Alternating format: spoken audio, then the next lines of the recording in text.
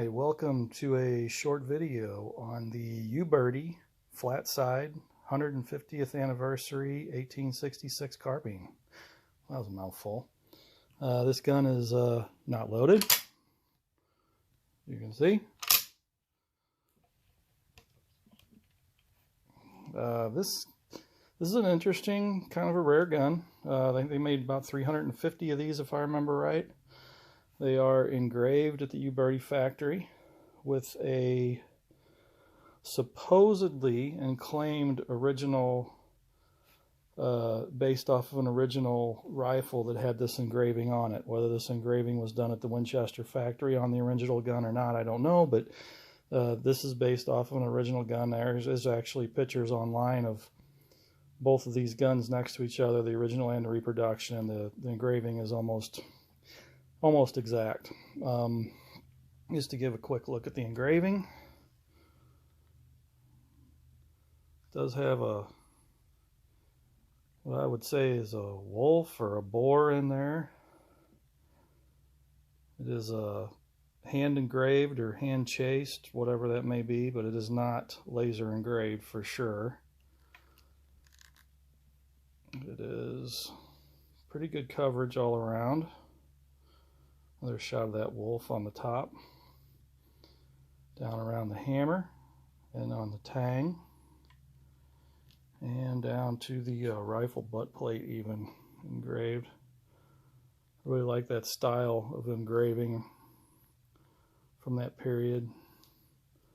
Can't really get a good shot of that in this angle I've got, but it's very nice. There's a little bit on the bottom too.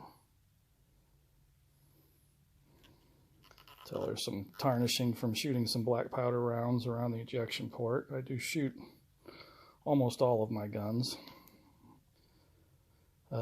Anyway, this gun came out I think around 2016, and it was commemorating the 150th anniversary of the 1866 Winchester. It is made in the same fashion as the original first model 66s, which were adapted from the Henrys, and you can tell a first model Winchester by the lack of a scallop. The receiver's not scalloped out to meet the wooden forearm. They're both flat. The forearm's a little narrower there,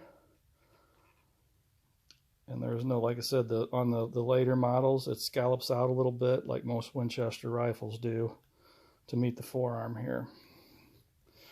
Another feature of the first model is the back of the receiver has a more pronounced what they call Henry drop. If you see an original Henry rifle, not the Henrys they make new today, but an original Henry rifle or a reproduction thereof, it has this pronounced drop on the back of the receiver by the hammer. Later production model 66s were smoothed out and more level, and they got more and more in production, more and more level. But the very early models had this pronounced drop, and that's another feature of this gun that makes it an accurate representation of a first model. And the other thing is the rifle butt plate. All of the original first model Winchesters I've seen have a rifle butt plate on them. They did make first models in rifles also. They basically had this, the same features, but it had a rifle forearm on it with the longer octagon barrel. And instead of having an end cap or a carbine type barrel band, the rifle had a screw that went through in this area that went all the way through. And then later on, when they got away from the first model, they started looking more like the later production Winchesters, where they had the end cap. But that's basic features of the early first model Winchester. And like I said, Uberti I think made about 350 of these. So they are pretty rare. They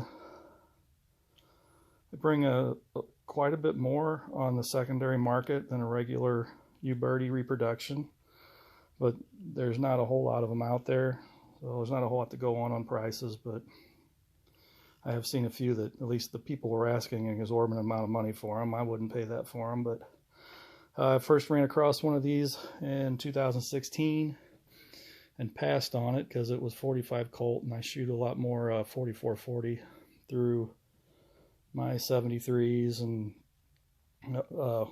Uberti Henry reproduction, so I wanted to kind of keep it the same. I passed on it and I regretted it. A couple years ago I found this one at another gun shop used.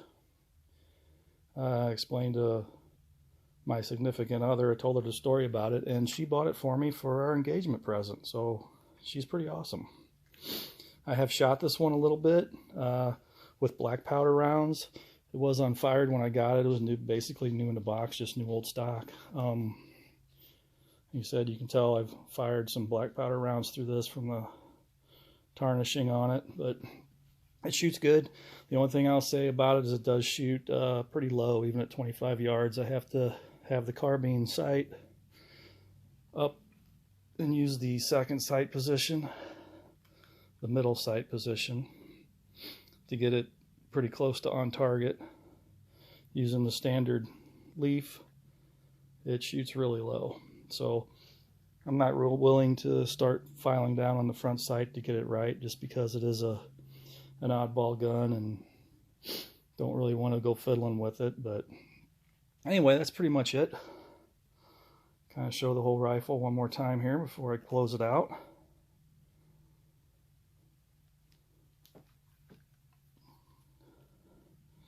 It does have the signature of the engraver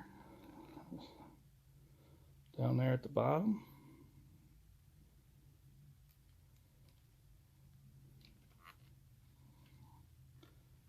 Anyway, hope you enjoyed it.